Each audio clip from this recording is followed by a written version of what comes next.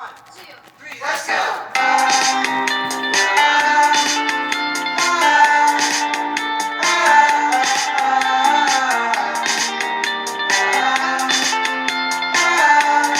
Hey, so this is my thoughts on No Way Home and how it goes. If you have not seen it, uh, stop now and go watch it and then come back. But if you've already seen it, let's continue. So it starts off with how Far From Home ended, with Mysterio exposing the identity of Spider-Man. So it jumps off from there. Life's really crazy. The news reporter who's always hated him, literally is trashing him, and now his life's just harder. Trying to remember how it goes exactly. Oh, so they try to get into colleges. Some college in Boston.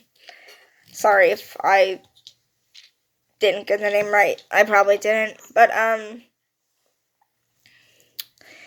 they all get rejected. Spider-Man gets rejected for obvious reasons. And his friends, MJ and his other friend, don't get in because they're friends with Spider-Man. And so Spider-Man calls the guy who's kind of pretends to be Spider-Man's friend, unless it doesn't work out for him. Then he stops pretending to be Spider-Man's friend. He's never been Spider-Man's friend. But, Peter Parker makes a deal with him, saying he'll web him to school for 2 weeks. He started with 1 week, then the fake friend tried to say a month, and then I guess they agreed on 2 weeks. But, I think they agreed on, he would say that they've been friends. And so he finds out who to talk to get his friends into college. He finds out the lady is going to the airport, so he webs down there, and of course there's horrible traffic. He tries to talk to her, but then Doc Ock comes into the picture, and so he has to fight him. He ends up saving the lady, and the lady's like, "Oh my gosh, you're a hero," and tells everyone to let him into college. Says she'll talk to the board about letting them into college. Once he's basically got... Oh, that I missed a giant part. Okay, so once they got the rejection letters, he went to Mysterio, his old buddy, and he calls Mysterio Sir because he's young, Mysterio's old, and Mysterio's like, "Don't do that." And so Peter calls him Steve, I think. And he's like, "Oh, that's weird, but I'll allow it." And by the end of the movie, he's back to calling him Sir. But, so he tries to make a spell that everyone forgets that he's Spider-Man. And then as the spell's going on, he's like, "Hold up, my girlfriend needs to know I'm still Spider-Man, or she won't be my girlfriend." Newsflash, if she's just your girlfriend because you're Spider-Man, doesn't sound like a great girlfriend. But that's just my opinion.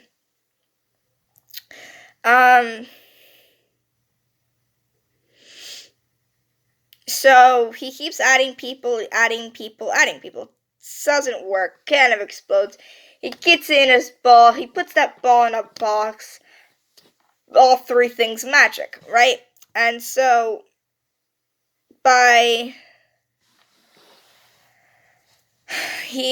Mysterio also has like this ability to like teleport people into these boxes where their power don't work.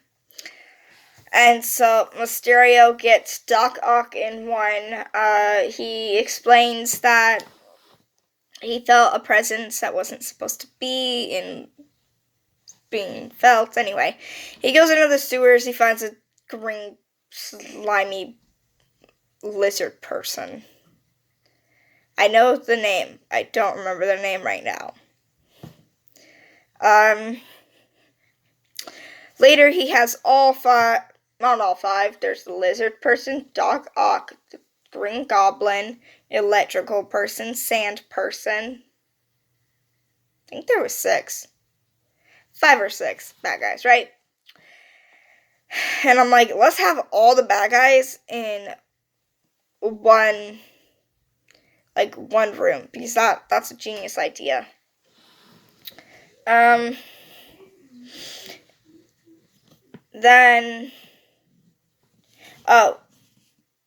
it opens portals. I don't think I mentioned that. When the spell exploded, it opened the portals, which let the other bad guys from the other Spider-Man universes come in. Later, Tom Maguire, and the other 2 old Spider-Men show up. They get everyone. Then they bring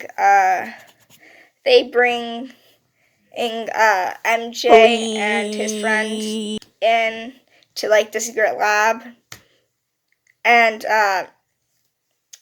Mysterio's telling the kids to get onto social media, and Scooby-Doo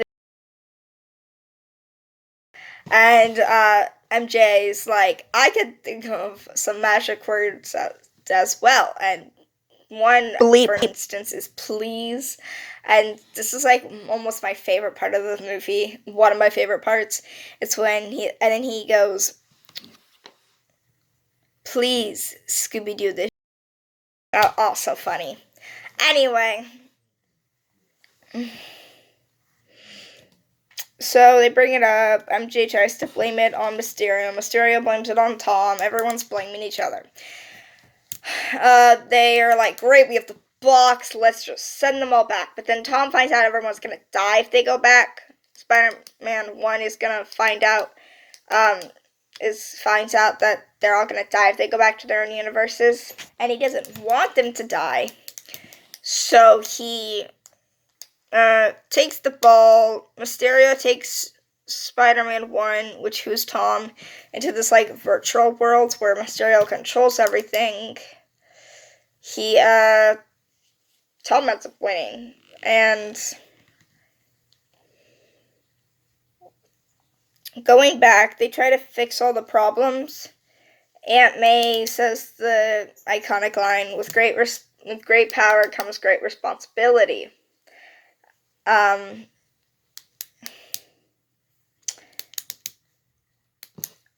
May dies, by the way, but that's later in the movie. And so first they fix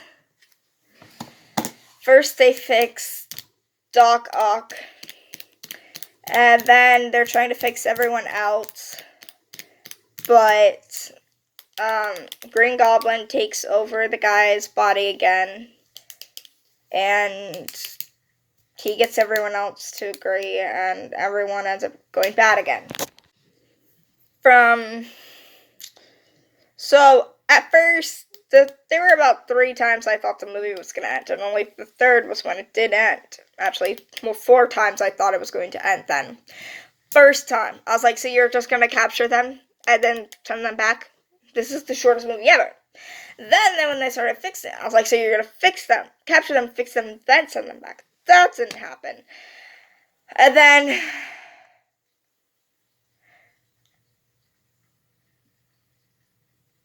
so after the fighting scene, Tom Holland realizes there's no way fixing this. Other portals are opening, other bad guys are coming. So this is bad.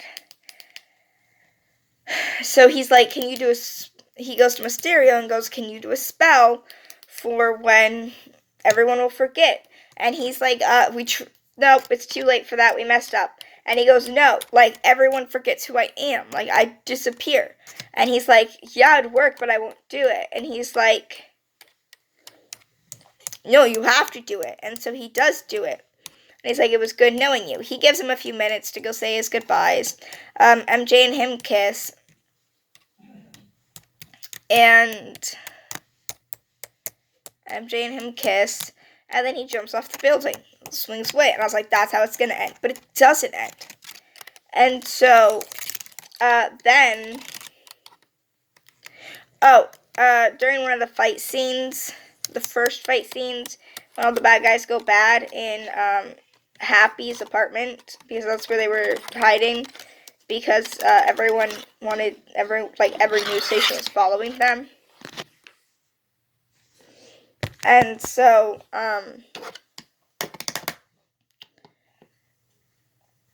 Green Goblin throws a bomb.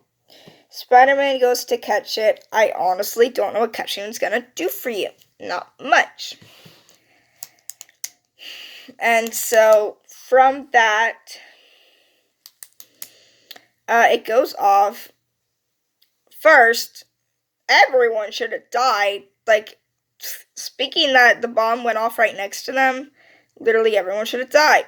But, Aunt May, I guess something stopped her, because, you don't die from, it's unlogical. Anyway, she dies. Supposedly she bleeds out, but, like, you're either gonna die quick from the bomb blast, or you're gonna die very slowly and painfully through bleeding out, because bleeding out takes a very long time. I think you knock out pretty fast, like, you're unconscious, but it takes a good bit. I'm not a doctor, so don't take my word for that. But, then they fight at the Statue of Liberty, and everyone's like, oh no, you're gonna wreck another national monument. He does, but it's fine. It gets fixed. Oh, so Tom's friend gets the ring from Mysterio, and it's not like super magical and stuff, and opens portals, and he's like, show me where Spider-Man is, show me where show me where Peter Parker is, and it opens, and they see him in his suit, but it's not him, and so they call him out. They're like, Peter Parker, and so he runs and jumps out of the portal, and everyone in the theater started cheering and clapping when he took off his mask, because it wasn't him, it was one of the old Spider-Mans, it was the one right before Tom Holland. And then he does it again, and then Tom Maguire, I think that's his name, came out of the second one and took off his mask, and everyone started cheering again. And I'm like, why don't you just do this for the third time? It worked first two times. Then they all fight at the statue.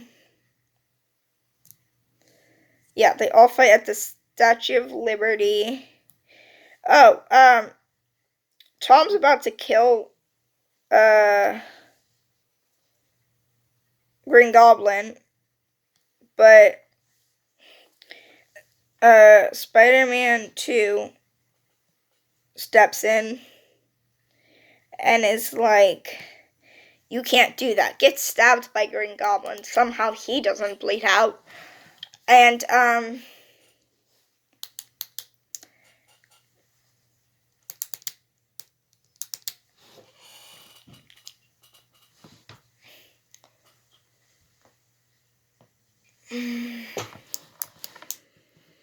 somehow he doesn't bleed out. But everyone gets fixed and gets sent back to their own universe. Then, but because everyone forgot, like, he literally disappeared. He didn't disappear, but we thought he was going to disappear. So that was, like, the third time I thought it was going to end, when he jumped off the roof. It didn't. And then, I guess 5 times.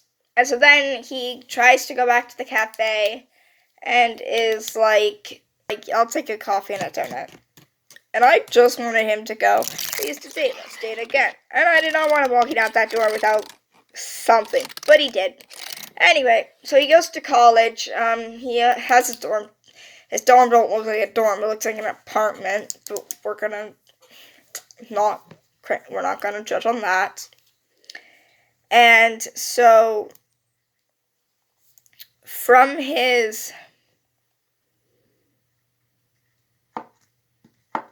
makes a new suit. Oh, so everyone speculated that his new suit, his black suit, was this or that. It really was just his suit turned inside out.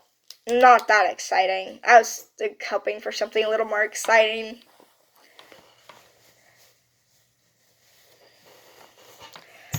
And so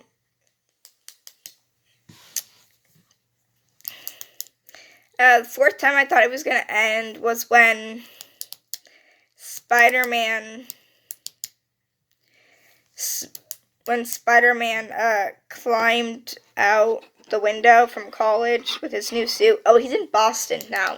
He went from Queens to Boston, I think. I know he ended up in Boston, getting a new start on life. And I think he went from New York to Boston. But I thought that was how it was end.